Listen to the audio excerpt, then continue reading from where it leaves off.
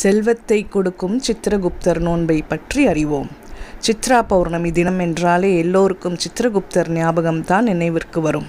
அதையடுத்து சித்திரகுப்தரின் வரலாறு மற்றும் வழிபாடு குறித்து தெரிந்து கொள்வோம். சித்திரகுப்தர் வரலாறு. உயிரினங்களின் பாவ புண்ணிய கணக்குகளை மிக துல்லியமாக எழுதி யமதர்மராஜனுக்கு துணையாக இருந்து வருபவரே சித்திரகுப்தர் என்று அழைக்கப்படுகின்றனர். இவரது மனைவிகளாக மயன் மகள் பிரபாவதி, மனுவின் மகள் நீலாவதி, விஸ்வகர்மாவின் மகள் கர்ணிகி ஆகியோர் உள்ளனர்.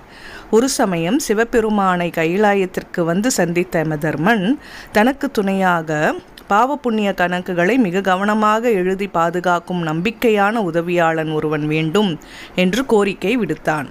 அதையடுத்து சிவபெருமான் கூறியதன்படி பார்வதி தேவி வரைந்த ஓவியத்திற்கு சிவபெருமான் உயிர் கொடுத்தார். அவ்வாறு ஒரு சித்திரை மாத பௌர்ணமி தினத்தன்றே சித்திரத்திலிருந்து வந்ததால் சித்திரகுப்தன் எனப்படுவதாக கைலை புராணம் கூறுகிறது. அதுவே மற்றொரு புராணத்தில் சூரிய தேவனுக்கும் நீலாதேவி என்பவளுக்கும் மகனாக சித்திரகுப்தன் பிறந்ததாகவும் கூறப்படுகிறது.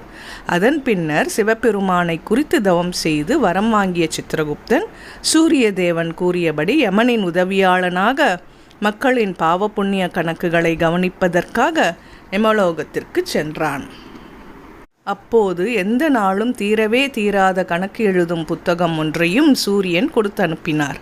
அன்று முதல் இன்று வரை மக்களின் பாவ புண்ணியங்களை எழுதி இரகசியமாக காத்து வருகின்றார். வழிபாடு. சித்ரா பௌர்ணமி அன்று விரதமிருந்து சித்திரகுப்தரை வழிபடும்போது நாம் செய்துள்ள பாவங்களை குறைத்து எழுதி புண்ணியத்தை அதிகரித்திடுங்கள் என்று வேண்டுவது வழக்கம். சித்திரகுப்தரின் பிறந்த நாளான இன்று அவரது அவதார கதையை படித்து விரதமிருந்து வழிபடுபவருக்கு வாழ்வில் செல்வம் செழித்தோங்கும். பெண்களுக்கு நல்ல கணவன், நல்ல குழந்தை என அனைவரும் போற்றும் வாழ்க்கை கிடைக்கும். ஆண்கள் இதை செய்வதால் எண்ணிய காரியங்களில் வெற்றியும் இனிமையான இல்லறமும் வாய்க்கும். மேலும் புண்ணியம் அதிகரிக்கும். வாழ்வில் செல்வம் செழிக்கும் என்பது ஐதீகம்.